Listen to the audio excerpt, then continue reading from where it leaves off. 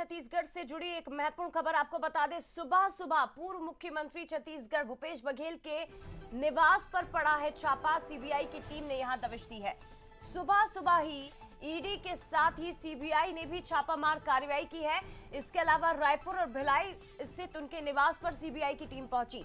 रायपुर में पूर्व मुख्यमंत्री का घर, भिलाई में पूर्व मुख्यमंत्री का घर और इसके अलावा कांग्रेस के विधायक देवेंद्र यादव के घर पर भी छापा पड़ा है। तो भिलाई में 3 अलग अलग स्थानों पर टीम ने छापामार कार्रवाई की है, जिसमें एक घर बताया जा रहा है कांग्रेस विधायक देवेंद्र यादव का, एक घर बताया जा रहा है भूपेश बघेल के करीबी विनोद वर्मा का और एक निवास है पूर्व आईएएस अधिकारी अनिल टुटेजा का। तो ये अलग अलग स्थान जहां सीबीआई की टीम ने छापामार कार्रवाई की है। देवेंद्र यादव हालांकि अभी दिल्ली दौरे पर है, तो बाहर खड़ी सीबीआई की टीम उनका इंतजार कर रही है। तस्वीरें आप देख सकते हैं। इसके अलावा आपको बता दें कि भूपेश बघेल के घर पर पहुंच गई है सीबीआई की टीम जांच करने के लिए, और तब पहुंची है जब आज उन्हें अहमदाबाद के लिए अब से थोड़ी ही देर बाद रवाना होना था, लेकिन उनके अहमदाबाद रवाना होने से पहले ही सीबीआई की टीम ने उनके घर पर दस्तक दी। पूछताछ की जा रही है, दस्तावेजों को खंगाला जा रहा है।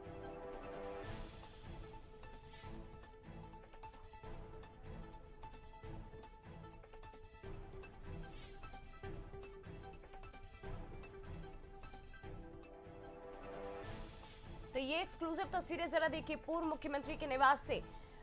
इस वक्त आपको दिखा रहे हैं भूपेश बघेल के घर पर सीबीआई की टीम। हालांकि छत्तीसगढ़ में कई ऐसे घोटाले हैं जिनकी जांच अब राज्य सरकार करवा रही है, जिसमें कोल घोटाला भी शामिल है, शराब घोटाला भी शामिल है, पीएससी घोटाला भी शामिल है, महादेव सट्टा ऐप घोटाला भी शामिल है। ये तमाम अलग अलग घोटाले जिनकी जांच केंद्रीय एजेंसीज कर रही हैं। लेकिन आप देखिए, पहले ही शराब घोटाला मामले में पूर्व आबकारी मंत्री कवासी लखमा जो जेल के अंदर बंद है, और अब दूसरी तरफ पूर्व मुख्यमंत्री भूपेश बघेल जिनकी मुश्किलें भी बढ़ती हुई नजर आ रही है। सीबीआई की दबिश, और देख सकते हैं आप सीआरपीएफ के जवान सुरक्षा में यहां पर तैनात हैं। अंदर मौजूद है भूपेश बघेल जिनसे पूछताछ की जाएगी। रायपुर से शिखर और भिलाई से हमारे साथ रॉबिन ठाकुर इस वक्त जुड़ गए हैं। सबसे पहले शिखर, आपका ही रुख करते हुए अपडेट दीजिए, क्या जानकारी और ताजा?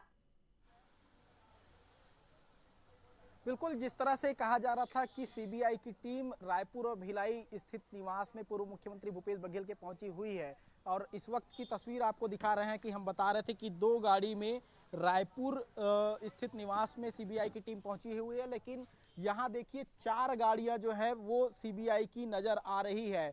सबसे सामने जो गाड़ी इनोवा नजर आ रही है, उसके बाद लगातार 4 गाड़ियां जो है वो देखने को मिल रही है। कर्मचारी भी अंदर मौजूद हैं, और क्या हुआ है ये फिलहाल कोई भी कुछ कहने को जो है तैयार नहीं है। लेकिन जिस तरह से सीबीआई की टीम तड़के सुबह पहुंची हुई है, उसके बाद लगातार दस्तावेज खंगाले जा रहे हैं। सुरक्षा में सीआरपीएफ के जवान जो है वो तैनात हैं, और इसके साथ ही ये भी कहा जा रहा है कि पूर्व मुख्यमंत्री भूपेश बघेल आज अहमदाबाद रवाना होने वाले थे, क्योंकि कांग्रेस की ड्राफ्टिंग कमेटी के सदस्य के रूप में भूपेश बघेल जो है वो शामिल हैं, और ऐसे में अहमदाबाद में जो अधिवेशन होने जा रहा है उसको लेकर जो है लगातार बैठकों का दौर जो है वो देखने को मिलेगा। और ऐसे में आज जिस तरह से रवाना होने वाले थे तो सीबीआई की टीम पहुंची, और अब उनका जाना जो है वो पूरी तरीके से कैंसल होता हुआ नजर आ रहा है। इसके साथ ही अगर बात की जाए तो जिस तरह से सीबीआई के जो छापे पड़े हैं, उस छापे के बाद और भी कई जगहों पे छापे की जानकारी जो है वो निकलकर सामने आई है,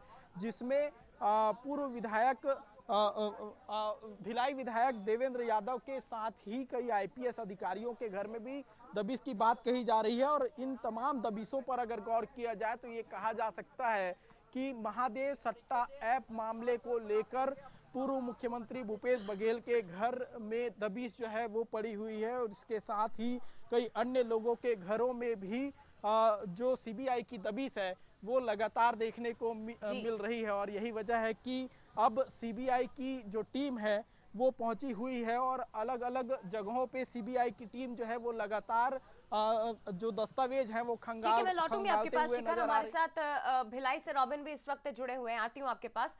रॉबिन, जरा अपडेट दीजिए, क्योंकि अभी तक तो देवेंद्र यादव को जानकारी मिल ही गई होगी कि सीबीआई की टीम उनका घर के बाहर खड़े होकर इंतजार कर रही है। तो क्या कुछ जानकारी अभी तक मिल पाई है? देवेंद्र यादव वापस आएंगे आज, या दिल्ली दौरा उनका कैंसिल होगा, या और कुछ जानकारी इस विषय में मिल पाई हो? देखिए, देवेंद्र जो है फिलहाल जो दिल्ली में है और उनका जो दौरा था दिल्ली से आज बिहार का था, लेकिन सीबीआई का कहना है कि वो जब तक नहीं आएंगे हम यहाँ से नहीं जाएंगे। लेकिन फिलहाल वो सर्च वारंट लेकर आए हैं और लेकिन अभी भी घर के बाहर खड़े हैं। दो लोग आए हैं, दो गाड़ी में लोग आए हैं अधिकारी, और जो लगातार है जो इनकी तैनाती मैं आपको दिखा दूं वो घर के बाहर है। वो कोशिश कर रहे हैं कि वो अंदर जाए, लेकिन परिजनों का कहना है कि जब देवेंद्र यहाँ नहीं है तो आप किसका सर्च वारंट करोगे और किससे पूछोगे।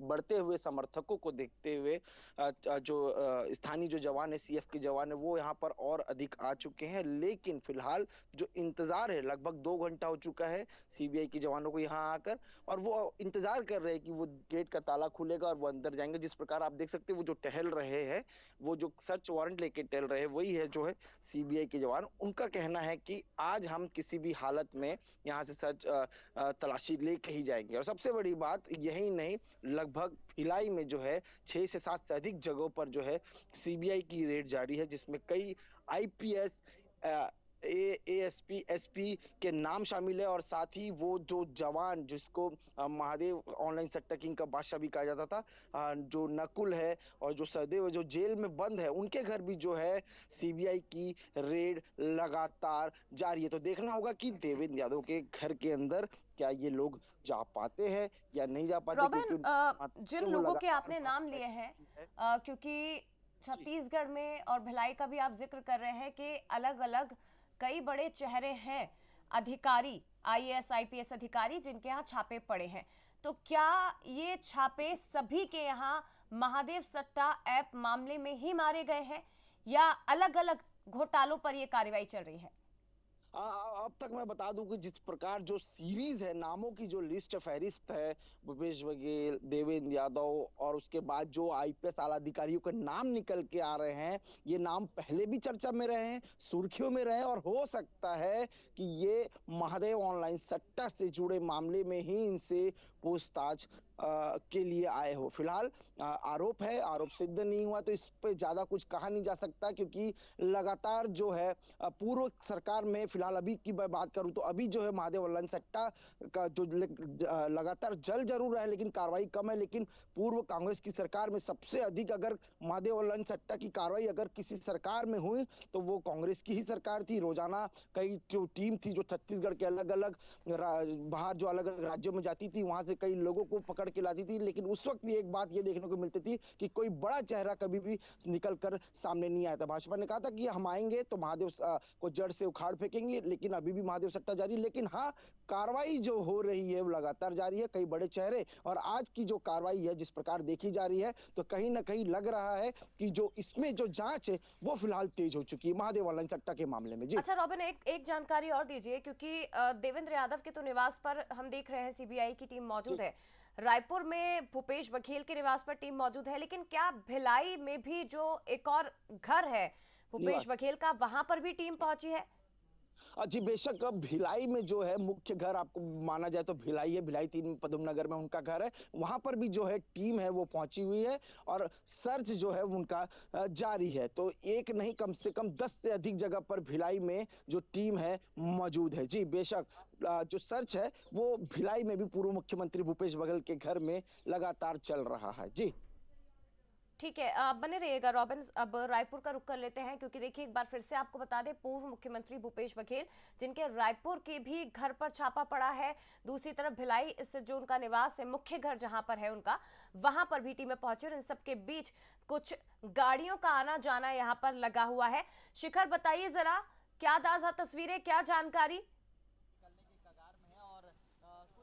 देखिए, फिलहाल पूर्व मुख्यमंत्री भूपेश बघेल के घर के अंदर की जो हलचल है वो बढ़ती हुई नजर आ रही है। सीबीआई की जो एक गाड़ी है उसे जो है रोटेट किया गया है और कुछ अधिकारी जो है पूर्व मुख्यमंत्री भूपेश बघेल के घर के अंदर जो है वो चर्चा करते हुए नजर आ रहे हैं। और ये कहा जा सकता है कि जब गाड़ियों को रोटेट किया गया है, तो या तो फिर दस्तावेज जो है अंदर से निकाले जा सकते हैं और उसे गाड़ी में रखकर जो है ले जाए जा सकते हैं। और ये भी कहा जा सकता है कि अगर यहाँ जो है पूर्व मुख्यमंत्री भूपेश बघेल फिलहाल मौजूद नहीं है, वो अपने घर में भिलाई स्थित निवास में मौजूद है, तो ऐसे में सीबीआई की जो टीम है वो वापस लौट भी सकती है। लेकिन जो गाड़ियां हैं वो चालू हो चुकी हैं और गाड़ी को जो है गेट की ओर मोड़ के जो है वो रखा गया है। और जिस तरह से ये पूरी कार्रवाई हुई है, उस कार्रवाई के बाद अब ये जानते हैं कि आखिर आप लोग भी यहाँ पूर्व मुख्यमंत्री भूपेश बघेल के घर पहुंचे हुए हैं, सीबीआई की टीम सुबह से पहुंची हुई है। आखिर ऐसा क्या हुआ है कि लगातार ईडी पहुंच रही है, सीबीआई पहुंच रही है, क्या वजह क्या है? देखिए, जब जब सच की बात भूपेश बघेल जी के माध्यम से जनता के बीच में जाएगी, अभी उन्होंने कहा कि कुनकुरी में और प्रदेश में कई जगह है जहां गरीबों को चावल नहीं मिल रहा है, तो एक तरफ सरकार डबल इंजन ट्रिपल इंजन का झूठ परोस रही है और दूसरी तरफ विधानसभाओं में और प्रदेश में घूम घूम कर भूपेश बघेल जी लोगों को सच बता रहे हैं। तो उनके सच की आवाज़ को दबाने के लिए ये प्रयास किया जा रहा है। और जिस प्रकार से उनको पंजाब का प्रभारी बनाया गया है, अभी ड्राफ्टिंग कमेटी में मेंबर बना दिया गया, तो उनके बढ़ते कद को रोकने और दुष्प्रचार करने के लिए ये पूरे कर्म हो रहे हैं।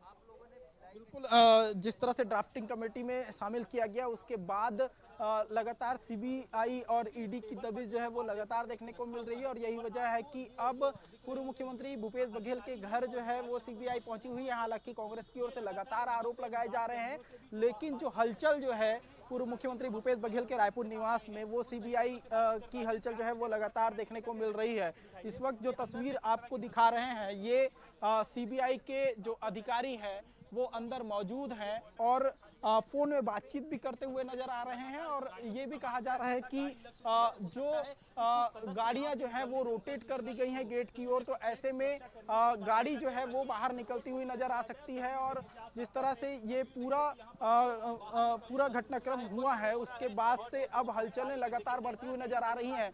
सीबीआई के एक अधिकारी जो है वो नजर आ रहे हैं, देख सकते हैं कि लाल पगड़ी में सीबीआई के ये अधिकारी हैं जो फिलहाल पूर्व मुख्यमंत्री भूपेश बघेल के घर में मौजूद हैं और जो कर्मचारी है वो भी मौजूद हैं। और जिस तरह से ये पूरी सीबीआई की टीम पहुंची हुई है, फिलहाल दस्तावेज खंगाले जा रहे हैं।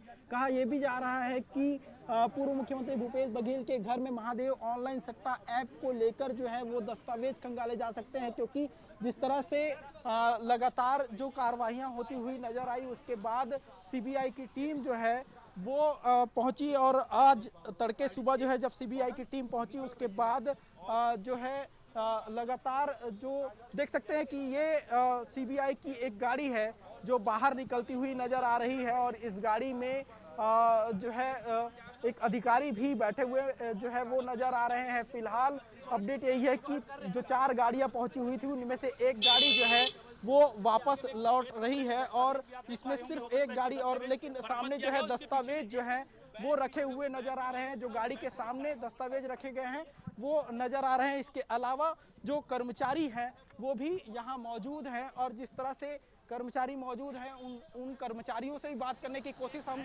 करते हैं कि किस तरह से जो पूछताछ है वो की गई है।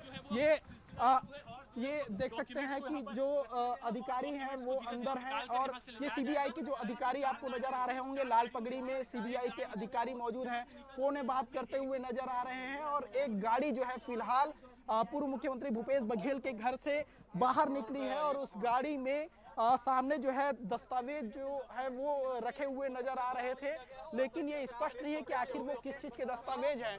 लेकिन ये जरूर कहा जा रहा था कि महादेव सट्टा ऐप मामले को लेकर सीबीआई की टीम पहुंची हुई है, दस्तावेज खंगाले जा रहे हैं। रायपुर, भिलाई के साथ ही कई अन्य जगहों पर सीबीआई की दबिश पड़ी हुई है, जिसमें पूर्व मुख्यमंत्री भूपेश बघेल के घर में भी सीबीआई की टीम पहुंची हुई है। इसके अलावा अगर बात की जाए तो जो आईपीएस अधिकारी हैं उनके घर में भी जो सीबीआई की टीम है वो पहुंची हुई है। फिलहाल अंदर जो है वो दस्तावेज खंगाले जा रहे हैं और दस्तावेज में क्या कुछ होगा ये फिलहाल स्पष्ट नहीं है, लेकिन आने वाले दिनों में जब सीबीआई इस पूरे मामले की जो प्रेस रिलीज जारी करेगी उसके बाद ये स्पष्ट होगा। लेकिन फिलहाल सीबीआई की टीम पहुंची हुई है और दस्तावेज जो है वो लगातार खंगाले जा रहे हैं। जी, यहाँ से लेकर जो है वो सीबीआई के अधिकारी रवाना हुए हैं, आगे बढ़े।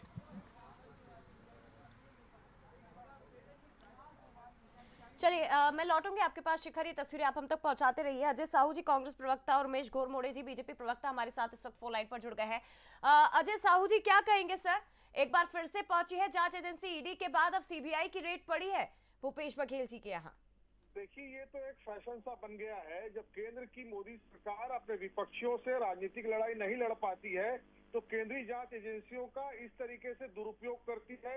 अपने विपक्ष के जो पार्टी के नेता हैं उनकी छवि को दागदार बनाने के लिए, उनकी छवि को इस तरीके से भ्रष्टाचारी के रूप में साबित करने के लिए इस तरीके की प्रोपेगेंडा आती है। लेकिन मैं आपको बता देना चाहता हूं कि हम लोग उस पार्टी के नेता हैं, उस पार्टी के कार्यकर्ता हैं, तो इस देश में राज करने वाले अंग्रेजों से नहीं डरे, तो ये अंग्रेजों की मुखबिर करने वाले लोगों से हम लेकिन अजय जी आपको ऐसा क्यों लग रहा है कि दुरुपयोग हो रहा है जांच एजेंसी का? अजय जी क्यों ऐसा लग रहा है? अभी 15 दिन पहले ईडी ने आकर के पूरे घर को खंगाला था। अजय साहू जी वही तो मेरा सवाल है कि 10 मार्च को ईडी की टीम पहुंची और अब 15 दिन बाद पहुंच गई सीबीआई की टीम। क्यों लग रहा है ऐसा कि दुरुपयोग हो रहा है जांच एजेंसीज का? जांच कर रहे हैं, करने दीजिए। अगर कुछ गलत नहीं किया है तो उसमें डरने वाली भी कोई बात नहीं है।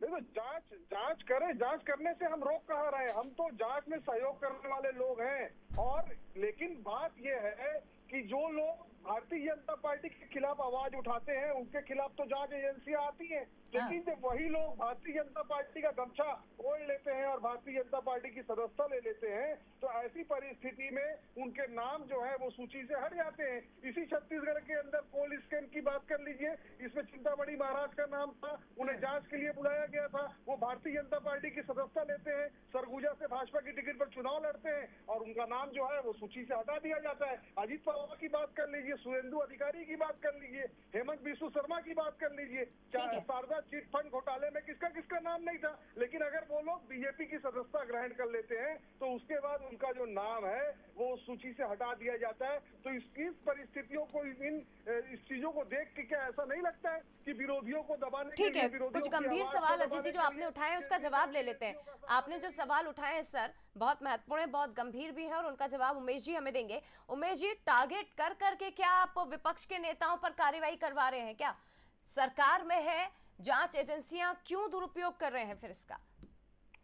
देखिए, जांच एजेंसियां लगातार लंबे समय से जांच करती हैं और मुझको लगता है कि गुण दोष के आधार पर, तथ्यों के आधार पर ही तमाम जांच एजेंसियां कार्रवाइयों को आगे बढ़ाती है। और उसके पीछे का कारण ये भी है कि ये केवल जांच एजेंसियों का विषय नहीं है, चाहे किसी के ऊपर भी जांच हो। हमने आपने तमाम लोगों ने समय समय पर देखा है कि जांच एजेंसियों के जांच के उपरांत न्यायालय के पैमाने पर वो गुण दोष के आधार पर वहां पर खरा भी उतरना चाहिए। न्यायालय है, संविधान है, कानूनी प्रक्रिया है।